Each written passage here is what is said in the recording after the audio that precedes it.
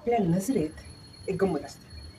म्हणजे कसं, आपल्याला आपल्या बाळाबद्दल खूप खुश वाटत असतं, कारण आपल्याला त्याच्यात खास पॉईंट दिसायला लागतात किंवा आपल्या जो जोडीदार आहे त्याच्याबद्दल पण आपल्याला खास पॉईंट दिसतात.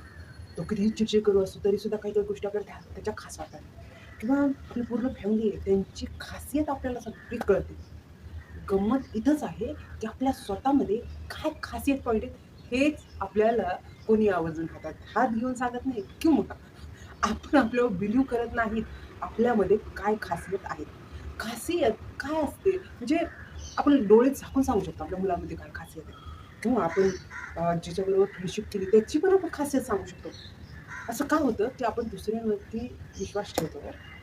तोच विश्वास स्वतःवर ठेवायला थोडासा वेळ लागतो. पण आज तुम्हाला तुमची खासियत नक्कीच लक्षात येणार आहे. आता मी माझी खासियत ज्यावेळेस मला प्रश्न विचारला, की माझ्यात असं काय खास आहे? सुरुवातीला तर मीच गोंधळून गेले, की मी म्हटलं, की माझ्यात असं काय खासियत आहे? तर त्याच्यानंतर मी हळू विचार केल्यावर लक्षात आलं, की अरे आपल्यात पण खासियत थोडी तरी आहे. एवढंच आहे, की समोरचा व्यक्ती आपल्याला सांगणार नाही कारण त्याचा इगो हर्ट होईल. त्यामुळे आपण स्वतःचीच खासियत शोधू आणि त्याच्याविषयी बोलू. तर माझ्यात आहे ना खासियत आहेत, तर त्यातल्या मी 2-3 आवर्जून तुम्हाला सांगते. माझी खासियत आहे की जिद्द. एखाद्या गोष्टीवर जर मी ठाम राहिले ना, ती गोष्ट मी 100% करते. ही खासियत आहे माझ्यामध्ये. तुमच्यात किती आहे?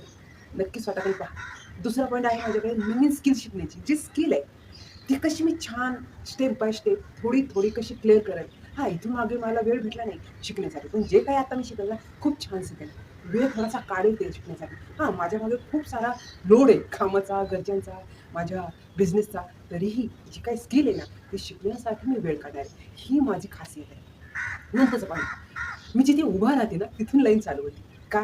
कारण माझ्यात तो खास पॉइंट आहे. जर मी किचनमध्ये उभं राहिली, तर मुलांना वाटतंच, की आता मम्मी आली म्हणजे खूप छान स्वयंपाक करते.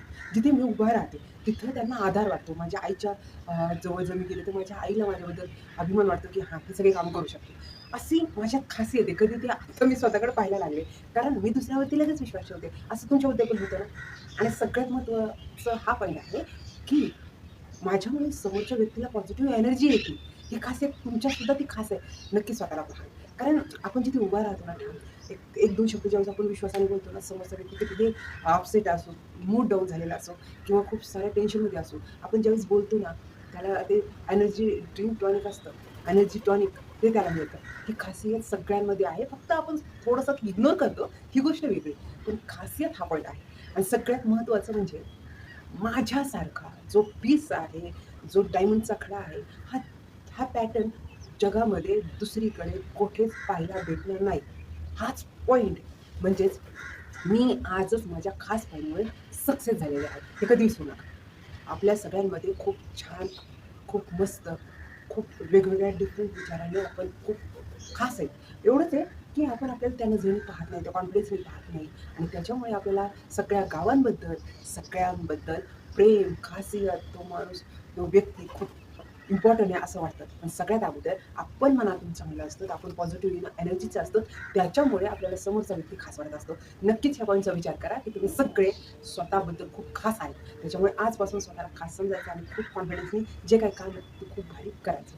तर स्वतःला कमी लेखायचं नाही. ह्या पॉइंटवरून हेच सांगायचं आहे. मोरल ऑफ द स्टोरी ही आहे, आपण खूप खास आहे. फक्त एवढंच आहे, आपण स्वतःला पाहत नाही. इथून पुढे नक्कीच स्वतःला पाहायचं आहे. खूप प्राउड फील करायचं आहे आणि खूप जे काही काम करायचं आहे ते खूप खास करायचं आहे. तर थँक वेळात वेळ काढून तुम्ही हा व्हिडिओ पाहिल्याबद्दल खूप सारे मनःपूर्वक आभार. व्हिडिओ जर आवडला तर नक्कीच लाईक करा.